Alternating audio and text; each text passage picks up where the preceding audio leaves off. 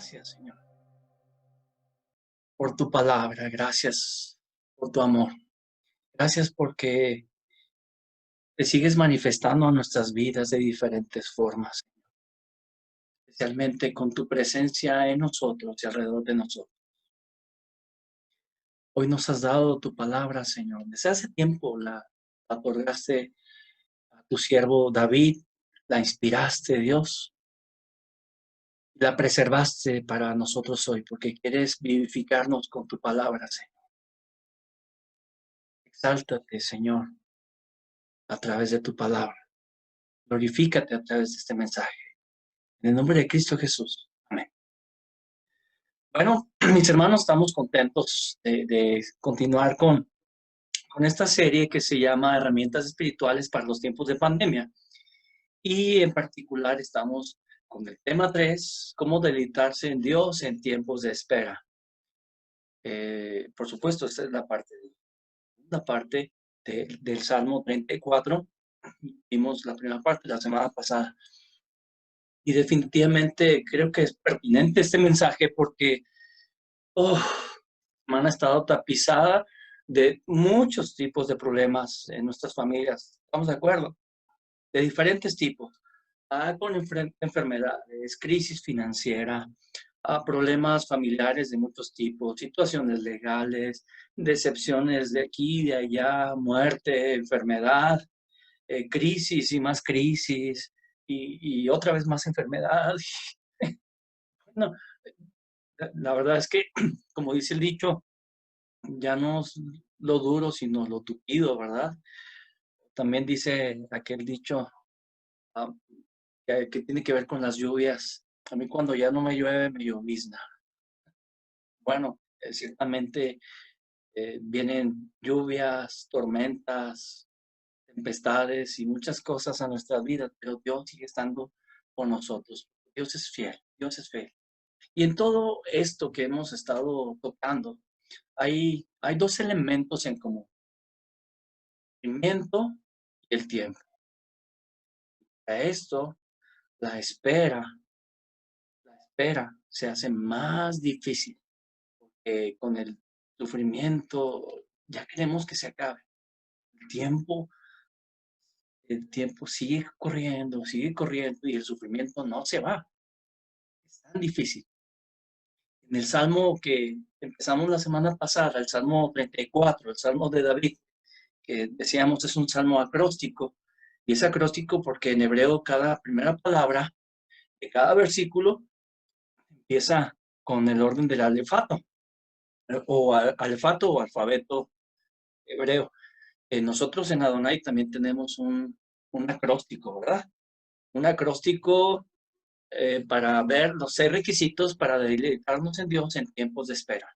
Y nuestro acróstico, que empezamos a ver la semana pasada, tiene que ver, ¿sí? Tiene que ver con la ESPERA, espera. La semana pasada vimos los primeros 3, que es exalta el nombre de Dios como un estilo de vida. Siente el auxilio de Dios en los problemas de la vida. Lo primero tiene que ver con alabar a Dios. Lo sientas o no lo sientas, tienes que exaltarlo en todo tiempo. No importa que haya momentos en que las circunstancias no te lo permitan, no te hagan sentir esa alabanza. Simplemente tienes que alabarlo porque Él lo merece. Y cuando tú conviertes la alabanza como un estilo de vida, te cambia la perspectiva. Y cuando tú, tal vez hay momentos en que tú no sientas o no te des cuenta de que Dios está obrando, pero Dios está obrando, Dios sigue trabajando. Tienes que sentir, tienes que percibir el auxilio de Dios. Tienes que pensar o considerar la presencia de Dios en todas las áreas de tu vida. Y la cuarta, que es la que corresponde hoy, el, el, el cuarto requisito, tiene que ver con entender la instrucción de Dios y ponerla en práctica en nuestra vida. Entiende la instrucción de Dios. ¿Sabes? Eh, Esto es algo que está directamente relacionado con el punto anterior, pero ahora vamos a extendernos un poquito más por lo que dicen las Escrituras. ¿Te parece? Es bien interesante el siguiente versículo, porque Ahora, David no solamente habla de su entendimiento del temor de Dios, ahora se coloca como un máster. Y es lo que debemos ser todos, máster en el temor de Dios.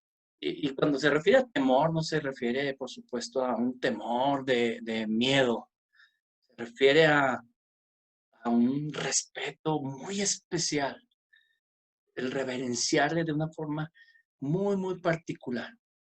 Dice el versículo 11, ay, caray, creo que puse el 15, me equivoqué, ¿eh? Si tiene usted su Biblia, yo creo que me equivoqué con el PowerPoint. Busque usted en su Biblia, por favor, porque yo me equivoqué en el PowerPoint. Busque en su Biblia el versículo 11. Olvídese un ratito de lo que está ahí en el 15. Yo me equivoqué, creo que corté el versículo, los cambié, no sé qué hice, no sé, no pasa nada. En su Biblia, a fin de cuentas es lo más importante. Ahora, lo que ustedes buscan en su Biblia, tengo que decirles algo. Tal vez algunos de los que están escuchando son muy inquietos. Use su Biblia, no deje de usarla. Use su Biblia, busque pasajes paralelos y raye, anote, ¿sí? Si quiere anotar en una hoja, hágalo. Los niños o los jovencitos, si tienen plastilina, úsenla. Hagan una figura de plastilina de lo que están escuchando. Tal vez algo que represente algún principio de lo que está captando por ahí. No tiene que ah, representar todo, pero algún pequeño simbolito, un pie, ah, no sé, un, un balón de fútbol, pero que lo que moldeen tenga que ver con el mensaje. El balón de fútbol yo creo que nada que ver, ¿verdad? Pero de todos modos, bueno, ustedes hagan algo, ¿sí? Y eso va a servir también como un apoyo para lo que estamos viendo hoy. Muy bien, versículo 11 dice, venid hijos, oídme, el temor de Jehová os enseñaré, dice la escritura, dice el rey David. ¿Qué es el temor de Yahvé? ¿Qué es ese temor del Señor del que hablan las escrituras? Porque aquí David no solamente se dirige a Dios como Elohim, o como simplemente la palabra Dios, o como Adonai, que significa Señor. Se refiere a Dios como Yahvé, ¿sí? Y, y me gusta más la palabra Yahvé que la misma que traducen algunas Biblias con la Reina Valera 60 de Jehová. El Yahvé es más directo, es más literal, mejor dicho. ¿Sabe? Este, este vocablo fue descrito de una forma bien especial por Dios mismo a Moisés. Cuando estaba allá en el monte Oreb, ¿era? Frente a la zarza, si lo recuerda, estaba ahí frente a la zarza y entonces eh, le dice, en el capítulo 3 de Éxodo, le dice Moisés, ¿y quién les digo que me envía? Diles que yo soy, te envía. Diles que yo soy, te envía. Y saben, cuando les dice estas palabras, bueno, versión Jesús Canolo, ya saben. Ah, cuando les dice estas palabras, el propio Dios se las revela a Moisés ahí a través de la zarza ardiendo. Él lo dice, se describe a sí mismo con este nombre, yo soy. Y es un verbo, curiosamente, no es un sustantivo como nosotros pensaríamos de un hombre. Dios se describe a sí mismo a través de un verbo. Pero curiosamente es un verbo imperfecto, un verbo que, que en el hebreo es bien interesante porque es algo que no está terminado, es una acción no terminada. Eh, es decir, Dios sigue siendo y siendo y siendo. Su ser, su esencia, jamás terminará de ser, de existir, y por lo tanto nunca terminarás de conocerlo. En pocas palabras, dicho de otra forma, Entre más conoces a Dios, de su ser, de su existencia, más te das cuenta de qué poco lo conoces. Más conoces al Dios creador del cielo, de la tierra, de todo lo que existe. Te das cuenta de que lo conoces demasiado poco, que necesitas conocerlo más. Pero también entre más lo conoces, te das cuenta de que es necesario darlo a conocer. Por eso es que el propio David decía, venid hijos, oídme, el temor de Jehová os enseñaré, dice estas palabras.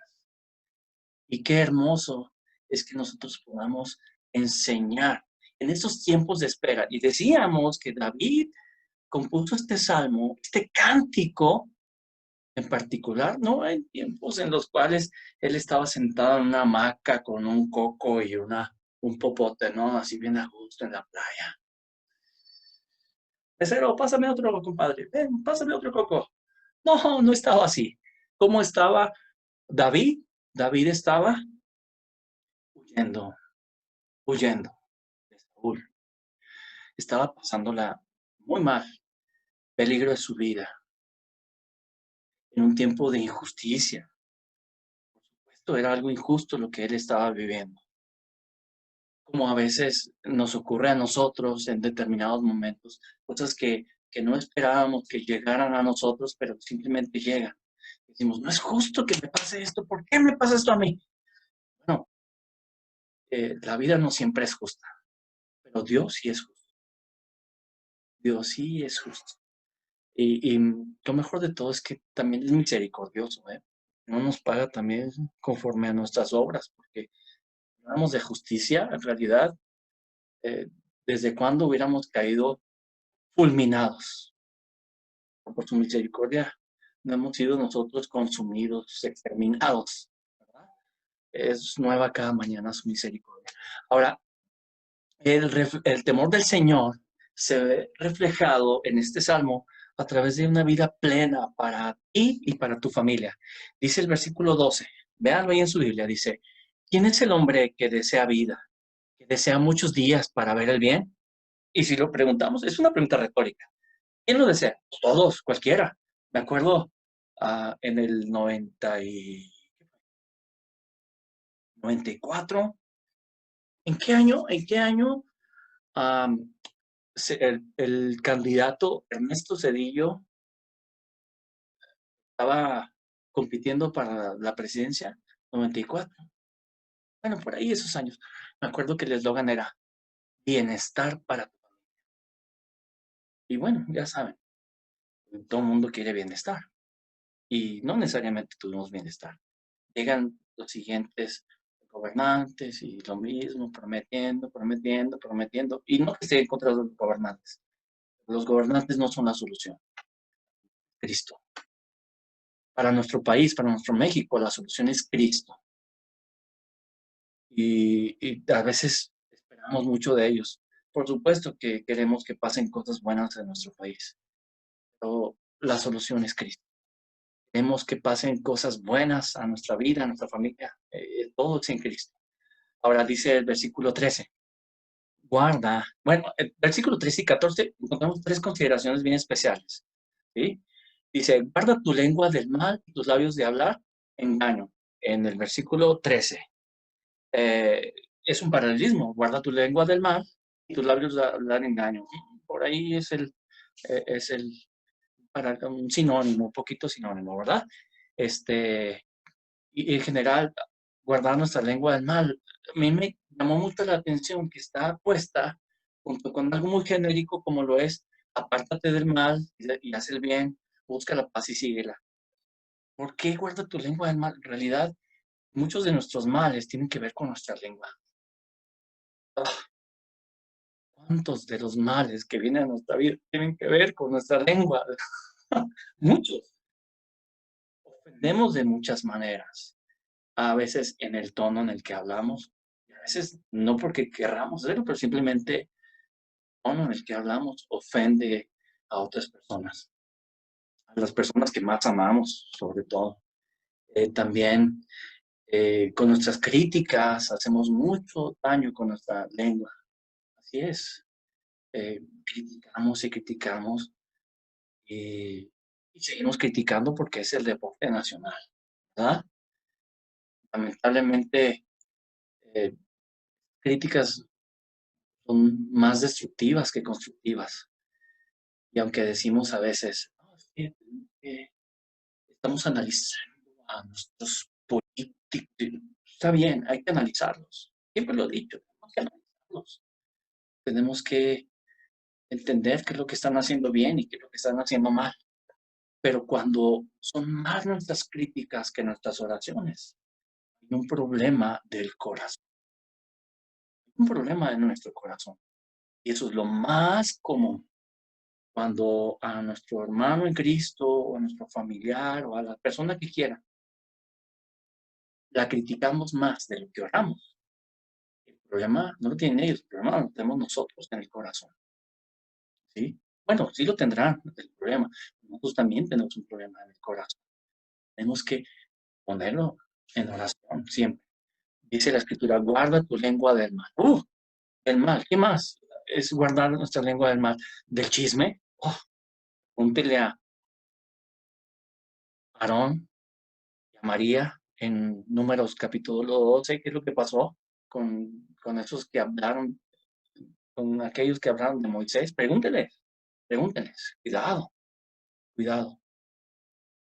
Y también con esas palabras ásperas que decimos o palabras engañosas que a veces usamos, cuidado. En general, tenemos que cuidar nuestra lengua, apartarla del mal, ¿sí? Tenemos que ser muy cuidadosos. Ahora, también dice, apártate del mal de una forma muy genérica. Da a entender el rey David. Ya sabes lo bueno. Y el problema no es que no sepamos las cosas buenas y las cosas malas. El problema está en que nos aferramos a hacer lo malo. Y conste, el rey David no significa que no se haya equivocado.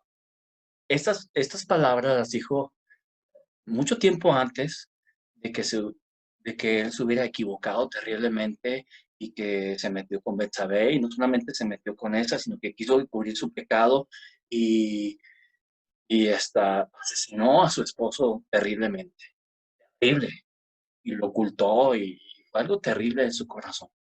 Eso no significa que no nos equivoquemos. Ya nos vamos a equivocar de muchas formas, pero tenemos que buscar apartarnos del mal, vivirlo, el bien, perdón, ir al bien, lo bueno que ya conocemos. Y eso es lo más difícil, ¿sí? Si no me lo cree, lea Santiago. Santiago, en Santiago se nos dice que dices que tienes fe, muéstramelo por tus obras, que se te note, ¿ok? Y no voy a hablar más de eso.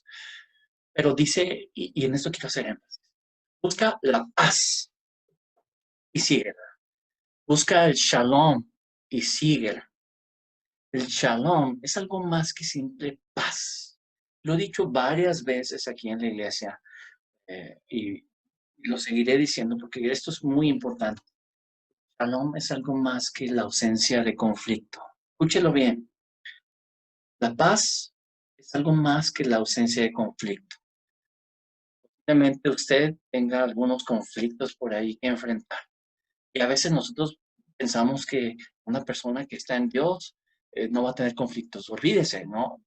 Eso es equivocado. Eso es equivocado. La paz, Dios quería que su pueblo Israel tuviera paz. ¿Y se acuerda qué es lo que tuvo que hacer el pueblo de Israel? Tuvo que ir, entrar a esa tierra prometida y hacer la guerra a pueblos. ¿Sí? Hacer la guerra. ¿Qué significa? Entonces, ¿tenemos que ir a hacer la guerra? No, significa que eh, a veces los conflictos tenemos que simplemente enfrentarlos porque nos toca enfrentarlos. Y no debemos de tener miedo a enfrentarlos. Pero la paz es esa armonía en toda nuestra vida, en todo nuestro estilo de vida.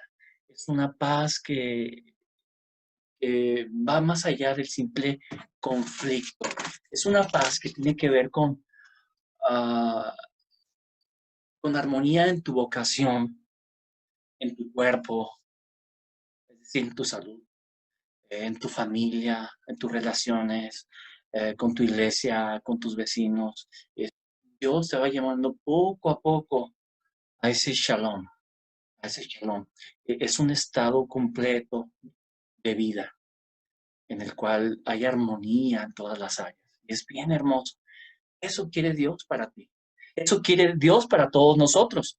Y Dios va acomodando poco a poco cada engrane hasta tener todo en armonía, ¿sí? Pero tu parte y mi parte es buscar esa armonía, es decir, buscar ese shalom, esa paz. Y cuando la encuentras, seguirla, mantenerte en ella, seguirla. Así es que si hay cosas que te están desestabilizando, hermano, no te preocupes, ¿sí? Dios no prometió que no ibas a tener conflictos. Dios prometió que estaría contigo. Dice Isaías 26, creo que ese sí está. Isaías 26, dice, tú guardarás en completo shalom, shalom, más ni siquiera es shalom, a aquel cuyo pensamiento en ti persevera, porque en ti ha confiado, dice el Señor. Confiad en Jehová perpetuamente, porque el Jehová, el Señor, está la fortaleza de los siglos, aquel que sustenta todo, que existe en sí mismo, aquel que no fue creado por nadie, por nada, aquel que tiene vida en sí mismo. En él está la fortaleza de los siglos, porque ese Dios es nuestro Dios. Amén. Y él es nuestra paz.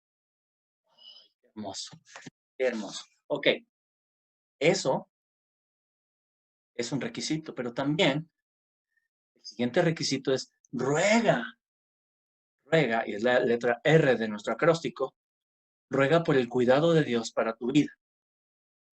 Y cuando se refiere a ruega, es que esto es importante, ¿eh? Es porque a veces pensamos que am, tenemos que reclamarle a Dios, porque como es una promesa de Dios que estaría con nosotros, que nos iba a ayudar, entonces tienes que reclamarlo. Lo he dicho, ¿cuántas veces lo he dicho en la iglesia? ¿Una, dos, tres, cuatro, cinco? Muchas veces lo he dicho y lo seguiré diciendo. No tenemos cara para reclamarle a Dios, ¿sí? Lo único que podemos hacer es rogar, suplicar, clamar por su ayuda. Y dice el versículo 15, los ojos de Jehová están sobre los justos, sobre los justos. Y cierto, nosotros, no que seamos justos por nuestras obras, pero hemos sido llamados justos porque hemos sido justificados pues por la fe. Y tenemos paz para con Dios, dice Romanos capítulo 5. Tenemos paz para con Dios. Y entonces dice algo especial respecto a nosotros justos o justificados en este caso. Los ojos de Jehová están sobre los justos y atentos sus oídos, ¿a qué? Al clamor de ellos. Y el clamor es una súplica que emerge de lo profundo del corazón cuando estás herido, cuando estás dolido. Y qué hermoso es que nosotros podamos ir con nuestro clamor a Dios y que Él nos escuche, y que Él nos escuche. Pero por el contrario, dice, la ira de Jehová contra los que hacen mal, para cortar de la tierra la memoria de ellos. A veces pensamos, porque seguro que usted lo ha pensado alguna vez, y como esos cuates hacen todo lo malo delante de los ojos de Dios y les va bien. Y mira qué vidas están dando, se las están pasando de lo lindo, y mira como si nada. No, espérame, no temamos a lo que nos pueda hacer el hombre, temamos al que puede meter nuestra vida en el infierno, nuestra alma en el infierno. Él es el que debemos de temer. Esta vida es bien corta, pero bien corta. Y nuestro temor estar de veras en aquel que tiene un poder más allá de este mundo. Y a veces no lo pensamos así. Tenemos una mirada muy corta. Parece que tenemos, ¿cómo se llama? Cuando no puedes ver de lejos. Miopía, astigmatismo. Bueno, no sé, pero parece que estamos así. No podemos ver más allá de nuestra nariz. No podemos ver más allá de esas personas malas. La ira de Jehová es contra los que hacen mal. Y téngalo muy en cuenta esto. Dice el versículo 17, claman los justos. ¿Y qué pasa con nuestro Dios? Él escucha, dice el versículo 17. Él escucha, los oye y los libra de todas sus angustias. ¿Los libra? ¿Cómo es eso posible? Cuando se refiere a los libra, no significa literalmente que no deja que experimenten el sufrimiento. No se refiere a eso. Se refiere a que este vocablo es un vocablo bien interesante y a mí me llamó la atención. En hebreo es un vocablo que tiene que ver con nos rescata o nos saca de ahí o atiende, nos protege dentro de esos mismos problemas que a veces tenemos que vivir. Por ejemplo, el pueblo de Israel estaba viviendo esclavitud en Egipto, ¿se acuerdan? Y estaba sufriendo el pueblo de Israel. ¿Qué hizo Dios? Tomó a su pueblo, le muestra su poder, ¿sí? Le muestra su provisión, lo saca de ahí de esclavitud. Pero eso no significa que ya porque los había sacado ya se habían acabado los problemas.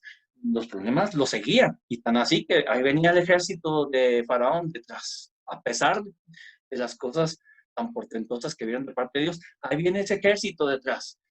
Y luego, cuando están ahí frente al Mar Rojo, seguramente, humanamente, cada uno de los del pueblo de Israel vieron a su alrededor, viendo el mar, viendo las montañas, dijeron, estamos fritos, vamos a morir aquí en el desierto.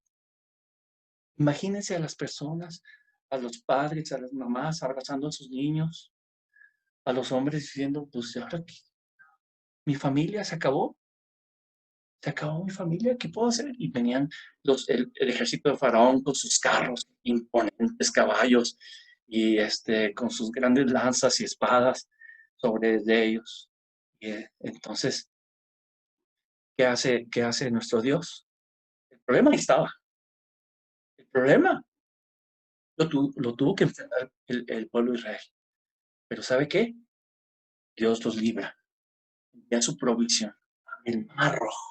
De una forma espectacular y especial. Abre las aguas y el pueblo pasa en seco. No como si pasara en seco. No, pasa literalmente en seco por las aguas. Luego ese ejército dice, pues nosotros también vamos. Cuando van pasando, vienen las aguas sobre ellos. Es destruido. Qué hermoso es lo que hace Dios. Piense usted en los problemas que está viviendo. Dios no dijo que no íbamos a enfrentar problemas, que nunca enfrentaríamos problemas. ¿Lo dijo alguna vez? Nunca lo dijo. Nunca lo dijo. Esa es una teología barata que algunos enseñan por ahí. El Señor dijo que nosotros tendríamos aflicción, pero confiad, yo he vencido al mundo. Hermoso Padre. Y lo diré vez tras vez. Confiad, yo he vencido al mundo. Son las palabras de nuestro Señor Jesús. Podemos confiar en Dios. Él nos libra de todas nuestras angustias. El versículo 18, cercano está Jehová, ¿a quiénes? Hay una actitud necesaria aquí. Los quebrantados de corazón. Dice, y salva a los contritos de espíritu. Este es un paralelismo bien hermoso que habla de la actitud del corazón que necesitamos para con. ¿Está de acuerdo? Eso es necesario. ¿Sabe? Hay veces que pensamos, ¿y Dios? ¿Dónde está Dios? No lo veo a Dios. Y rogamos y rogamos. ¿Y cuándo se va a acabar todo esto? Hay un pasaje que fue muy significativo para mí, pero muy, muy significativo para mí en un tiempo de espera. Lo he compartido varias veces aquí en la iglesia. Me encanta este pasaje. Eh, Pude entender lo que experimentaba el salmista. El salmista, me identifiqué con él completamente. Dice el Salmo capítulo 13, ¿hasta cuándo, Jehová? ¿Quién dice estas palabras? Una persona que está desesperada en sufrimiento por mucho tiempo. ¿Hasta cuándo, Jehová? ¿Me olvidarás para siempre? ¿Ha tenido algún momento en su vida en el cual usted le cuestione a Dios? ¿Por qué no haces algo, Señor? Si tú puedes hacerlo. Lo ha hecho, yo sí lo he hecho. Yo sí lo he hecho. Me olvidarás para siempre. Yo sé que tú tienes el poder para hacerlo, pero ¿qué pasa? ¿Te estás olvidando de mí? ¿No quieres actuar? No entiendo. ¿Por qué no quieres? ¿Hasta cuándo esconderás tu rostro de mí? Dice el salmista. ¿Hasta cuándo pondré consejos en mi alma con tristezas en mi corazón cada día? ¿Hasta cuándo será enaltecido mi enemigo contra mí? Y si lo ponemos en un contexto muy nuestro, hasta cuándo, Señor, estaré enfermo? ¿Hasta cuándo, Señor, mi vecino va a seguir haciendo esto? ¿Hasta cuándo mi vecina va a seguir haciendo esto otro? ¿Hasta cuándo voy a estar pasando por esta enfermedad, sabiendo que tú puedes sanarlo todo? ¿Hasta cuándo voy a estar en este problema legal? ¿Hasta cuándo voy a estar esperando que se solucione esta situación? ¿Hasta cuándo se va a resolver este problema económico, Señor? Tú sabes que no estoy malgastando nada, pero aún así siguen los problemas económicos.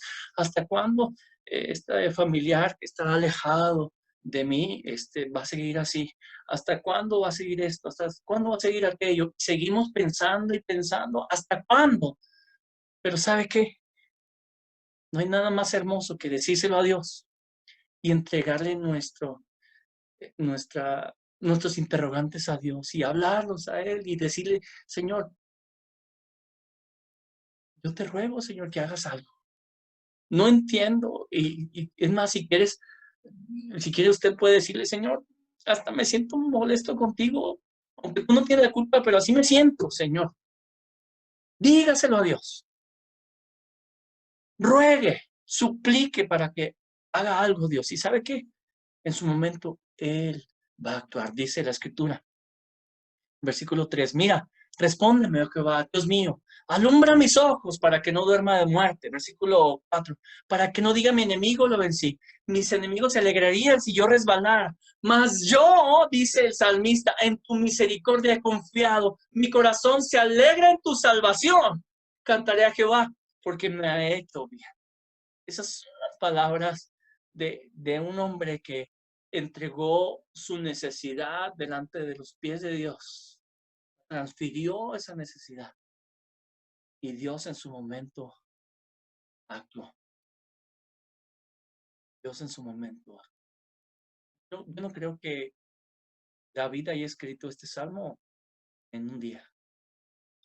Creo que este es el fruto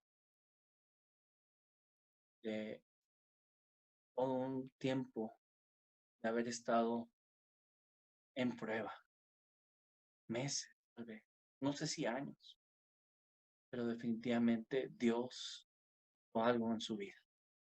Lo mismo que está haciendo con nosotros hoy. Ruega por el cuidado de Dios para tu vida y verás cómo te puedes deleitar en 6.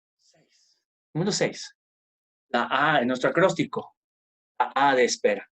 Abraza el consuelo de Dios en la dificultad de la vida. Abraza ese consuelo. ¿Sí? Porque Dios, cuando estamos así, Él hace algo bien especial. Cuando estamos en este tiempo en el cual nuestro corazón se duele, Dios nos toma en sus brazos y nos acerca a Él como niños y nos pone nuestra cabeza en su pecho y nos abraza y nos dice, aquí estoy contigo. Dice el versículo 19, muchas son las aflicciones del justo. ¿Cuántas aflicciones pasamos? ¿Cuántas? No se acaban. no se acaban. Nos llueve sobre mojado, decíamos desde el principio, ¿verdad? Dice la Escritura, pero de todas ellas le librará Jehová. Amén. De todas ellas le librará Jehová. Dice el versículo 20, Él guarda todos sus huesos. Pero si me quebré el hueso, no le hace, de todos modos, no se los guarda. Dios no es tan bueno. Ni uno de ellos será quebrantado. Este es un salmo mesiánico. Un salmo que tiene que ver con Jesús en la cruz. No sé cómo Dios de una manera tan especial pudo mostrarle ese momento de Jesús en la cruz, ¿verdad? En el cual él, ni un solo hueso es quebrado. Y es pensando precisamente que a los, a los crucificados estaban extendidos, colgados y están constantemente levantándose a respirar. Están colgados. Estar así es bien incómodo. Y entonces se levantan de las piernas y hacen esto constantemente. Y así pueden estar días y días ahí colgados, con las aves quitándole los ojos y comiéndose las carnes, pero todavía ellos viviendo y levantándose a respirar. Pero cuando un romano quería que un crucificado ya se muriera, lo que hacían es que llegaban y le quebraban las piernas. ¡Oh, vámonos! Y entonces el crucificado ya no podía levantarse, morían asfixiados. Así es. Nuestro Señor Jesús no llegó a eso, no fue necesario. No hubo necesidad de que se quebrara ningún hueso. Fue demasiado el dolor que había experimentado. Él invirtió todo su aliento de vida para llegar a la cruz, para llegar ahí, porque él quería ser colgado en esa cruz. Y no porque fuera un masoquista en lo absoluto, no, porque él pensó en usted y pensó en mí. Cuando él caminaba en ese camino al Calvario, cargando la cruz, ahí él se levantaba por amor a usted y a mí. Él estaba pensando en usted y en mí. Nos amó tanto y él desfalleció muchas veces que tuvo que ser ayudado por alguien. Alguien le ayudó a llevar la cruz y apenas subió. Y llegó al monte Calvario y fue crucificado. Y él dijo palabras hermosas antes de morir. Él dijo, consumado es. Y luego entregó al Espíritu. No hubo necesidad de que le quebraran las piernas. Oh no, oh no, para darnos vida, para darnos vida. Versículo 21. Matará al malo la maldad y los que aborrecen al justo serán condenados. Y así es.